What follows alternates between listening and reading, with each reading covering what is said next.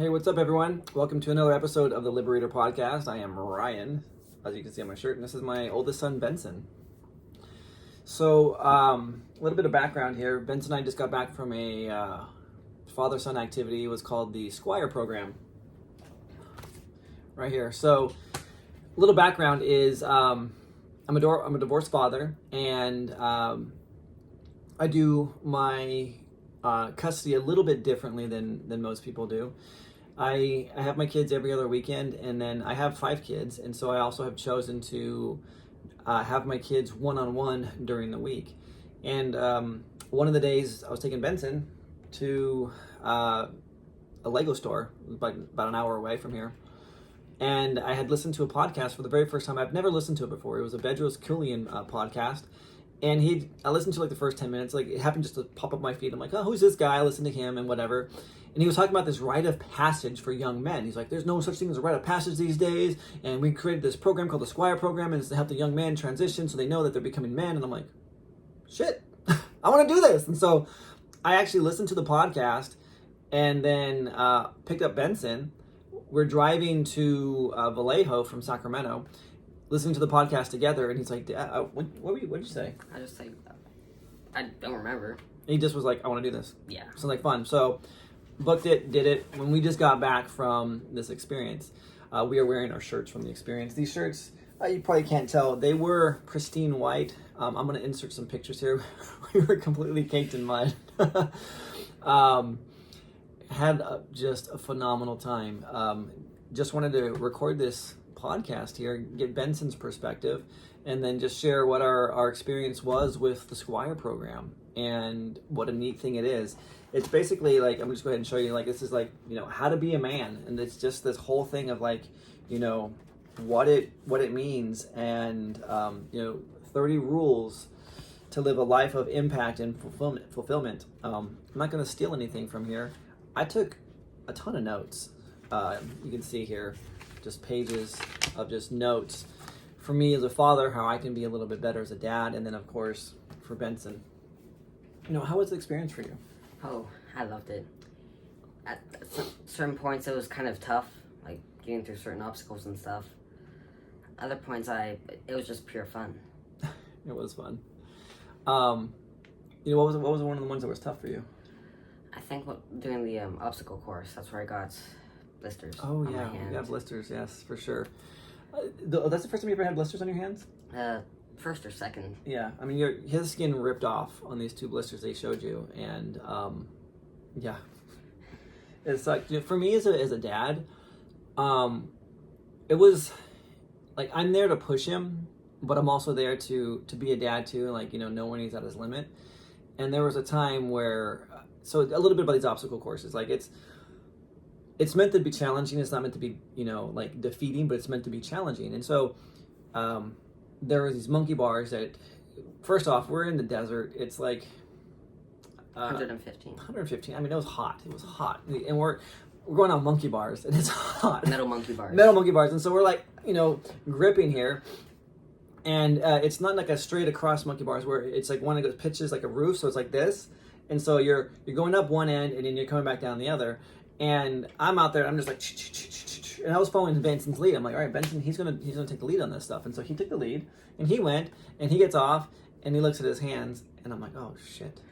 Like, this is the first exercise. This is like the first obstacle of like this whole entire course, and we're already fucked. I was like, okay, what are we gonna do? And he pushed through. Like, he went on several different things, and it was important for me as a dad to push him a little bit. And then we finished it. We're like, okay, we're done. And then they come back and like, okay, round 2. And we're like, what were you thinking when he said that? Oh shit. Like, it was like, damn, like, this is going to be tough. And the other one was bigger and more challenging. And so I was like, okay, we're not going to be able to do the ropes because of his hand, but we can do some of the like climbing the walls. And so literally, I think it's important for every young man to know how to climb a wall. Like, you need to know how to like jump a fence. And so these fences, they got progressively, larger. There was like a 4-foot wall, then there was a 6-foot, then there was an 8-foot, then there was a 12-foot. It's like, okay, this is, getting crazy. The 12-foot one you can't jump on. You have to like get a rope and climb up. And so we were doing this, and there was a point where it's like his hands, like he can't reach up and pull himself up, and so I lifted him up, and he would hang on, and then I'd get under him, and he'd put his foot on my shoulder, and he would climb over. But we were kind of just like half-assing it. We're like, okay, let's do this, let's do that, and there was a point where there's one more exit, there's one more obstacle, and I'm like, you can do this. He's like, I don't want to do this. Like, what were your thoughts? Like, I just physically thought that I could not do it, and I like broke down in tears. Like, yeah. So he broke down and he cried, and he was just like, Dad, I can't. My hands hurt, and his hand had been hurting the entire time. He just pushed through and pushed through and pushed through, and he's like, Dad, I can't do this. I can't do this. And for me as a father, like I had seen this side of Benson before, where he would try something difficult and just get frustrated. I mean, we all go through this process. Like, you know, even grown men go through this process where we try something, we get frustrated, we're just like, oh, like what the hell's going on here? And, you know, for him, it was just like, it was tears. It was like, I can't do this. I'm done. I can't. And I was like, fuck. Like, I have been here with him before, and when he gets there, I just let him go. I'm like, okay, fine, we're done. We're not doing it. We're done. This was my opportunity. I'm like, no, I know he can do this. I know he can push a little bit harder. And I want to, as a father, help him realize that there is something inside deeper than just the physical pain of what he's doing. And so there was this last obstacle, and I'm like, all right, can you do this one? This will be our last one. Can you do this one? And I know his hands are hurting. And this was a hard one, too, because it was a rope exercise. So, want to tell me what it was? Yeah, it was basically where you would, like this 45-degree angle, Mm-hmm. like, and you had to pull yourself up by a rope. Yep. And so once you got to the top, you had to grab onto a rope and kind of like hop down holding the rope. Right. And so I breezed through the 45-degree angle, and I lost my grip when I tried to do the bouncing down with the rope. Yeah, so we're climbing up this thing. It's a 45-degree angle, like you mentioned. So you're just basically using the rope as just balance. You're climbing the top. It's a 12 to 15-foot platform that he's on, and he has to then lean back and use the rope, like use his arms to get down. And like your grip is what's holding you, basically. If you let go, then you fall. That's pretty much what it is. It's just a drop, and you dropped. Yep. But he was like halfway down, and he dropped. And at that point, I was like, fantastic. So I get up there, I do it, and then I jump on the monkey bars, and there's another monkey bar set that I do, and that's where I get this guy, and I'm like, oh, whatever, fuck, you know, who cares? So we go over, and your hands were sore, and you were crying still. Yeah. Yeah. Well, I don't think I was crying at that point. No, okay, maybe you weren't. I don't know, but his hands were sore. He was just like he was done. And I heard another father say this, and so this is something that was beautiful that was taught to me. They said early on, they said if you listen, there are a lot of lessons to be taught today, but there are also even more lessons to be caught. And I had never heard that. Like, some lessons are taught and some lessons are caught. And so I was paying attention to my surroundings, and there were other fathers around me that have other experiences that I don't have. And so as Benson and I were under a tree, we were looking at our hands, you know, looking at our wounds, and in the grand scheme of things, there's not much. Yeah, you know, his hands ripped more than mine did, and it hurts, it's frustrating, it's like, it's annoying, you know. And there was another father there, and he was telling his son, and I overheard this. Did you hear it as well, or did I have to repeat it to you, and then you heard it? I think he heard. I might have heard it. Yeah. Whether he heard it or not, I also repeated it, and it was like, it was a father telling his son, he's like, son, the pain will go away, but the memory that you completed this will last forever. And I was like, fuck. Like, that hit me really hard as a dad. And I was looking at Benson, and I was seeing him, and I was like, damn, dude. I was like, Benson, you did something very difficult. Like, you did something that was super hard. It hurt. The pain's gone away, but now you have the memory. Here we are a couple days later. Does it still hurt? No. No, the pain's gone, but the memory's still there. The memory's here, yeah. And so it's like the lesson is still there. And so like for me, like that was super important. And so that was one of the things that we did. What else did you do that you liked? I like the ice bath. Okay, what'd you like about that?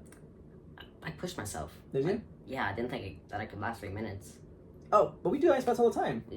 But it had like actual ice. Like, okay, so it's the actual ice. Yeah, okay. Yeah, we had to like, dunk our heads in. Yeah, that was a hard part actually for me. So we do ice baths at our gym. I think they keep it like at 42 degrees, but this was actually like they had ice and everything in it. And yeah, we had to dunk our heads in the water. 10 times. Which we do already, but yeah, we had to do it 10 times. And this was like so cold, like it was like this pressure on my brain. It was like all on my face. It was difficult. It really was. and you did that. Mm-hmm. I didn't know. I thought you were like just like I didn't even know that. Like you walked through like it was like no big deal. You're like, that was fine. It was easy. Yeah. I thought it was easy. So it was a little bit challenging. I'll share a lesson that I learned. So those are some of the lessons that Benson learned. Early on, we did this exercise. And I'm not going to go into great detail about this because this is, the Squire Program does an amazing job, and I don't want to ruin it for other people that are thinking about going and doing it. What I'll say is that there was instructions that were given, and then there was, they're like, look, we want to see who the best father-son pair is. And so we raced through this event, and we got second. And I was feeling pretty good about myself. I'm like, yeah, pat myself on the back. And it was meant to be a challenge.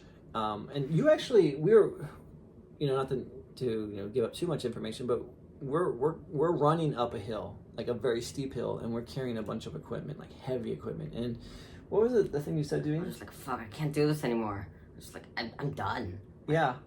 But you did it though. Mm-hmm. And then at the end, he's like, I didn't think I could do that. And he's like, I did this. And so, yeah, you did great. But here's the crazy thing too. We were slowed down. Like Benson had a piece of equipment and he was using it, but he wasn't using it correctly. And so I just took it from him and I did it myself. And then we left. And afterwards, the instructors were like, hey, good job, you loser dads. Doing everything for your kid, not giving them the opportunity to grow and to learn. This is for your child. Help your child learn. And I was like, oh God, like that was me. I was so concerned about winning that I didn't care about Benson. And I was like, this is a lesson for me as a dad. Like to learn, to slow down, to teach my children how to do things that are important. And so when we went through the obstacle course, I was like, you know what? This is not about winning. So the obstacle course was later. So for me, it was like, it's not about winning. I want to teach Benson how to climb a wall, how to push through a little bit more. In fact, we were at the gym yesterday, Mm-hmm. and we were swimming. Yeah. And what did I do? Taught me how to swim, like actually swim. Yeah, like I literally broke this down. Like it wasn't like I was there for my cardio, but I'm like, screw this. I'm here with my oldest son and my oldest daughter, both of them. I'm gonna go get the kickboard. I'm gonna go get the knee, whatever those knee floaties that restrict your legs from using. I'm gonna teach my kids how to just use their legs properly, how to use their arms properly, how to put both movements together properly and swim back and forth. And that's what I did. Like for me, it was like, I'm gonna slow down and teach my kids how to do that. And that came from the Squire Program. Mm-hmm. Like in my mind, this was like, I'm gonna slow down and teach you these essentials, rather than just rather than me just like boom boom bang out my cardio. Like, all right, cool. Well, if you don't know how to swim, sorry. Like I wanted to teach you how to properly swim, rather than like this trying to get across the pool. So there's some life lessons here that I've taken with. What other things have you enjoyed from that? Oh, I enjoyed the truck pull. Uh-huh. We had to pull a truck up a hill, and we were divided into 2 teams, and my team won. And so the other team, they had to do a punishment, which was some sort of movement. Yeah. Yeah. And so our instructor... Some embarrassing movement. Yeah. It's called monkey fuckers. Yeah. I didn't know what it was either. Yeah, but basically, our instructor, he kind of just watched us just sit around in the shade, and we were watching the other team just kind of work their asses off. And so some of the members of our team decided to join the other people in their burden, and it kind of made the mood in the area kind of lighter. And I was one of those people who joined. I joined during the last 5 movements that they were doing, and better late than never. Yeah. And the people that didn't join, they got sprayed with water, so very cold water. This reminds me. This was something that we did. We were marching around doing all this shit everywhere, and toward the end of the march, we had to do some bear crawls. He's like, all right, you guys finished early? Here's your punishment for finishing early. So we're doing these bear crawls, and we're doing it across this dirt parking lot. And it's hot-ass dirt on gravel and all this shit on our hands. And we finished relatively early. Yeah. And then he's like, don't just stand around there, stretch, do some shit. The guys were like, don't be, lazy. And, I started, stretching on the walls. I'm like, just real stupid movements just so that I didn't get, yelled at to go do some other hard shit. And so I had this thought, I'm like, I could be a pussy here under the sun and, kind of just not do anything really. Just whatever. Or we can go back out there and we can find a father and a son who are struggling, and I can get beside the dad and Benson can get beside the son, and we can bear crawl them in and giving them encouragement. And that's what we did. And no one told us to do this. This was just something that I felt like this would be a great opportunity to do. And like, it wasn't a hard exercise. It wasn't an enjoyable exercise, but it was something happened. Like when we got out there, it was like, shit, I can do this. This is easy. Maybe because we were rested, or maybe because we're giving like encouragement to someone else. I don't know what it was, like psychologically, but it felt easy doing it. And how many times did we help somebody? 5 or 6, maybe Yeah, even 7. 5 or 6, possibly 7 different people. We brought them in, went back out, found another one, went back in. And at one point, I'm like, I was the one I was choosing. I was like, you know what, Benson, you choose somebody. Who do you think needs our help? And he would find somebody, and we'd go and we'd do it. And like, for me, it was a beautiful transition as a father, letting my son lead, letting him experience what it's like to be a leader, to do it in a way that like, I'm like, I'll follow you. Like a lot of times during the day, I was like, you go, I follow. Like I wanted him to experience what it was like for me, not to take away his responsibility and his autonomy. I wanted him to be this transition into a man. It was really interesting because they're talking about this, like this experience, the Squire Program doesn't make you become a man. What it does is it just awakens inside you and gives you the right to sit at the table with the men. So like Benson now went through this rite of passage. He now has the opportunity to sit with me, with my friends that are men, and to learn from us. He is now transitioning from this. He's not a boy anymore. He is growing into a man. This experience doesn't make him a man, but it opens him up to now become a man and to learn the lessons of men. And this is a beautiful experience. They said something along the lines that you have to like work every single day to earn your spot at the table. Yeah, for sure. Men. Yeah, it's like it's not a one-time thing, Yeah. I mean, we go to the gym. We were at the gym today. We didn't wear these shirts. We just wore the shirt for this interview. Yeah. But we go to the gym. We go to the gym several times a week. I mean, we were there Monday, there yesterday, and then again today on Wednesday. And shit, you're looking really good too, by the way. Thank you. Yeah. How old do you think this guy is? It's funny. I'll let him think. Yeah, it's funny because sometimes, like, I'll be 43 next month. I look at Benson, and sometimes I think this is like, he's like a 16-year-old kid. He's not. He just turned 12. He just turned 12, not even like 2 months ago. Hasn't even fully been 2 months yet. No, I don't think it has. No, it's been 6 weeks. So he turned 12 6 weeks ago. This kid is so far advanced beyond his years. Like, he's an old soul. And I was like, when I found out about this program, I'm like, fuck, this is what he needs. This is what his soul is yearning for. There was one more experience that we had. You want to talk to him about it? Which one? The mud. Oh yeah. So they took us to this huge pit of mud, and they talk to him more about the wrestling aspect of it. So basically, they split us into 3 divisions, and we were part of the first division, correct? Yeah, we were. And so we didn't know what was coming. So they had us go into the mud, and they said, "Father, stand next to your sons." And they said, "Sons, let them have it. Take them down. Get them onto their asses." And so what did the sons try to do? Well, we tried to get them onto their asses. We tried to kick them down. And I was quite unsuccessful at that. And so when the instructor said, "Fathers, teach your sons some lessons." Yeah, so the kids had 2 minutes. The sons had 2 minutes. And then he's like, all right, fathers, you got 30 seconds to show your sons that they ain't got shit on you yet. And my dad took me down a few times. But then he taught me how to take men down. He basically showed me what to do. Yeah, so in this moment, I'm like, okay, I proved my point. I don't need to beat his ass for 30 seconds. Because some dads are like, like body slamming their kids and like slamming them in the water and the mud. I'm like, damn, like I don't know what their dynamic is, but something's going on over there. Like, I proved my point, and now it's time to teach a lesson. I'm like, okay, you saw how I took you down. Practice on me. Practice on me. And you did how many times? 3, maybe. Like 3? Yeah. 3 different times. To the point that one time an instructor came over to him, and what did they say to you? They said, "Oh, wow, nice job taking down your dad." They're like, was that you? That was badass, Yeah. Yeah.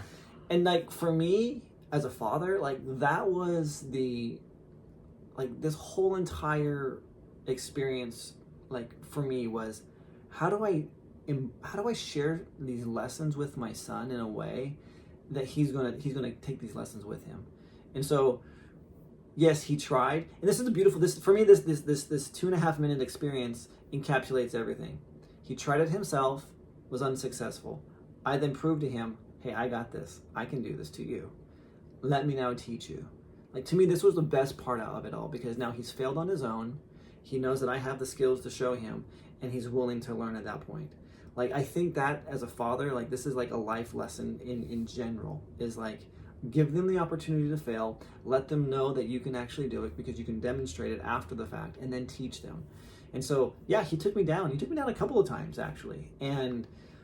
But if I would have said, hey son, this is how you do it, it would have meant nothing to him. He had to try it on his own. He had to do it his own way. And, if he would have succeeded, fantastic, but he didn't. He failed.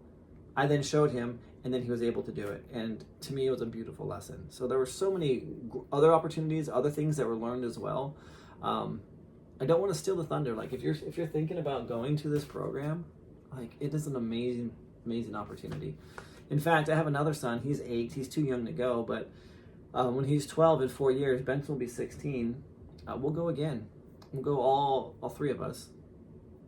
And I haven't told you this, Benson, but when we go, I actually want you to lead, Wilson. All right. Like, this is a leadership opportunity for Benson to lead his younger brother. Because I'm not always going to be around. Mm-hmm. You'll be around with him, and he looks up to you. And it's a great opportunity for you to lead him and to guide him. Of course, I will be there. But, life is what it is, that, I'm 43, you're 12. The likelihood of me, being around for a long time is, hopefully it's a great thing. But if not, he has you as well. But I think it's also an opportunity for me as a father to just stand back and watch my children become men. And it'll be a great opportunity for you in 4 years to lead him through this program. All right. Yeah. Anything else you want to share? Nothing on my mind. Yeah. So, anyway, thank you, Bedros, for putting this together.